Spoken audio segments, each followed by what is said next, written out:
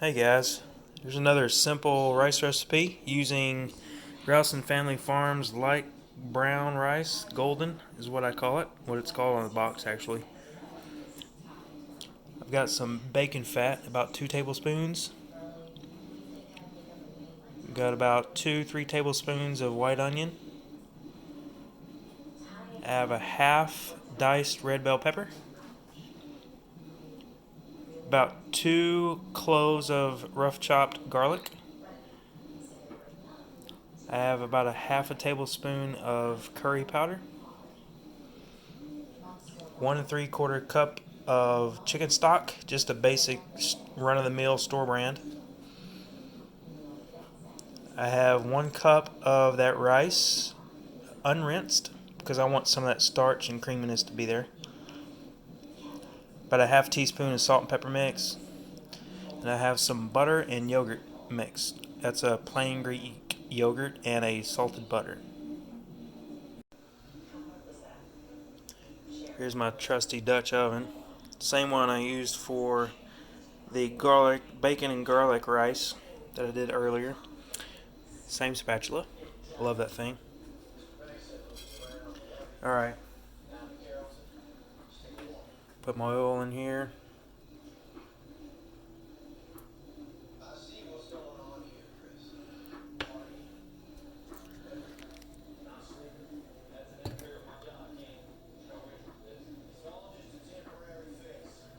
Alright, let's put my onions. Should hear a little sizzle. There we go.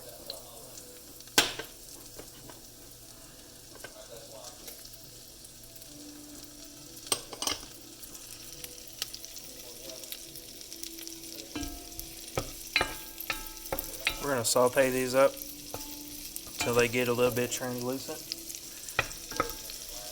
And then I'm going to add the red bell pepper and the garlic.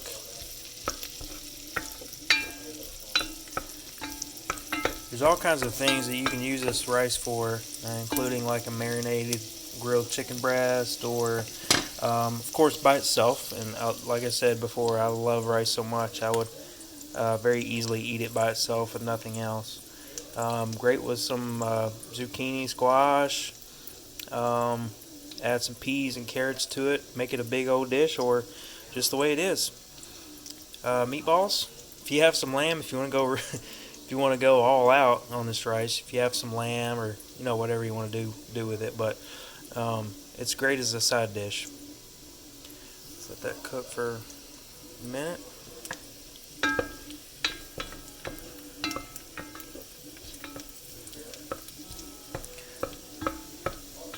When I did the bacon and garlic rice, I saved back some of that bacon fat, and that's what's in here, and that's why I like to save my bacon fat, because it's so good, so delicious with anything you make. It's a shame to throw it away, so I usually keep it. Alright, starting to get a little translucent. If you don't know what I'm talking about, here, let me pull some out. It just starts to get clear around the edges. You can compare that with some raw onion. There's definitely a difference there.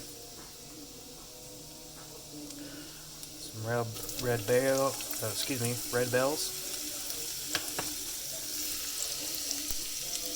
So pretty. I'm gonna cook those for about a minute and a half.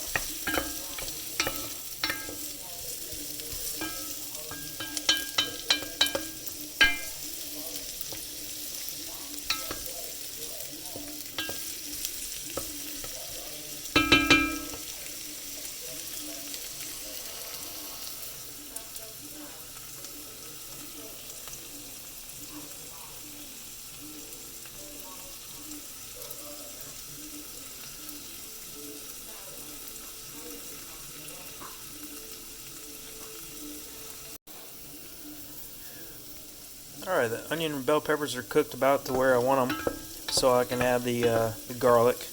And like I've said in the previous video with bacon garlic rice, garlic cooks really quickly and it can overpower a dish if you cook it too long. It gets really bitter. So we're going to try not to do that.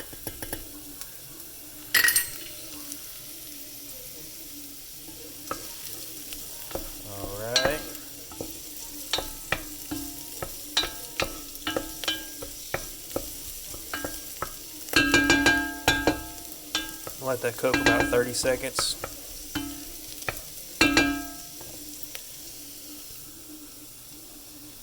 Then we're going to add our curry powder.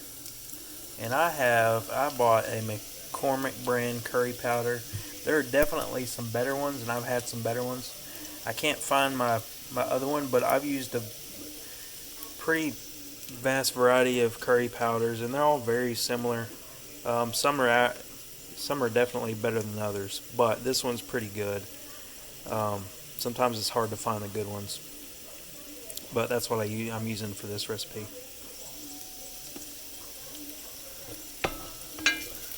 I can see with my eyes the garlic's starting to get a little brown, and I want it to have a little bit of a roasted flavor, but that's as far as we're going to get it before it overtakes the dish. You're going to put your curry powder right in there because you're going to toast these spices a little bit. What it does is bloom those spices out, and I can smell it right now. It opens them up so that you get the absolute most flavor out of some dry spices as you possibly can. You're going to cook that for like 10-15 seconds. And then what I'm going to do is put the rice in there. That's where I want it. I wish you could smell this because it smells amazing. Put my rice in there. Like I said before, that's just the Ralston Family Farms Golden. You can use any white rice variety if you don't have Ralston Family Farms available. I believe they have available on their website to ship it. Don't quote me on that though, because I'm not exactly sure if that's true or not.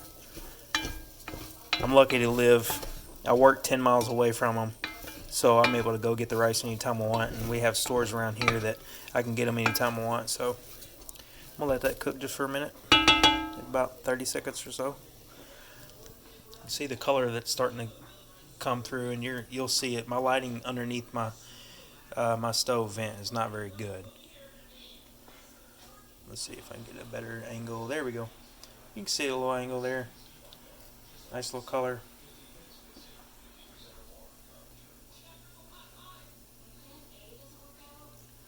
Let's add my stock. About 1 3/4 cup of unrinsed. Unrinsed, all the starch that's on the outside of the rice is going to remain in this dish, and that's what I want for this one in particular. We're going to finish this with some with that butter and yogurt, and you'll see why. And then you'll see why. Hopefully you'll be able to see why in the video, why I kept it all together. Go ahead and add my little salt and pepper.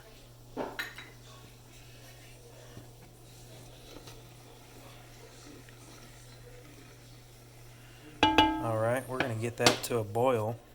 Sorry, my finger keeps getting right in the way there.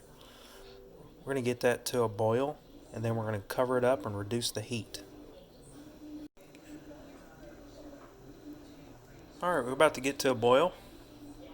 I'm going to give this one last stir. You see the color on the edge of my Dutch there. That's from all the curry powder. Most of that color comes from the turmeric in the curry.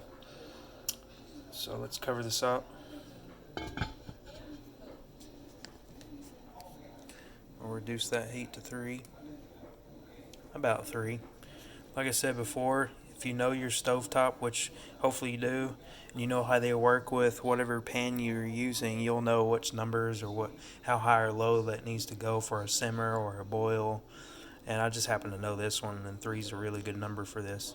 So I'm going to let that cook for about 3-4 minutes, and then I'll take it completely off the heat and move it over. And then we'll let it sit for another 3-4 minutes, and then we'll open it up and see what we have.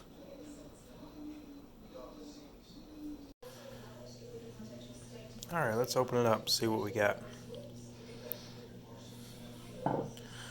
Yeah, looks pretty good. So we have, oh yeah, so I don't know if you can tell,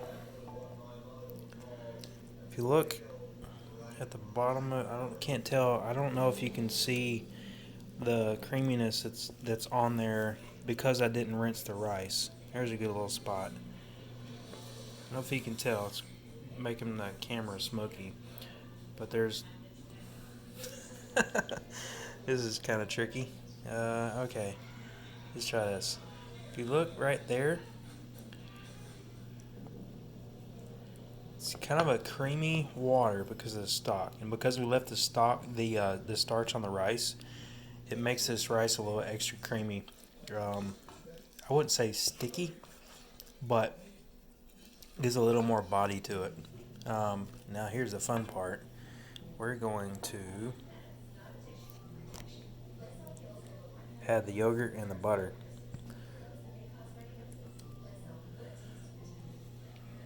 There we go. Let's get a stir. Now the butter's cold, so you're going to just keep working it around the rice until it's completely melted. The reason why we're doing that is if you were to leave the butter on top and just let it melt, the fats, the solids would separate from the oil that's in the butter, and then you would just have a greasy, kind of a greasy rice. But if you work it in while it's still cold and don't allow it to melt and separate, then you will get a very creamy, almost a risotto type texture, consistency to your curried rice. This is looking really good, actually. Not that I'm surprised, but oh man, yeah. Let's get a little closer up. Lighting in here sucks. Look how creamy that is. That's just working in a tablespoon of butter and 2 tablespoons of Greek yogurt in there. Again, that's great with chicken. It's great by itself. It's great with some grilled vegetables. Top it with some cilantro. This next little 30-second segment is going to be it plated with the garnishes that I like to garnish it with. So anyway, there you go, curried rice.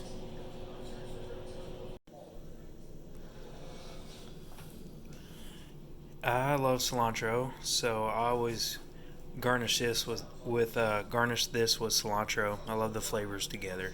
Let's try to get a close up there. You can see the creaminess of the rice, and when you got them fresh herbs on there with all the other flavors, it's hard not to just eat it by itself. But again, it's great with lots of other proteins, even fish. So there you have it, curried rice.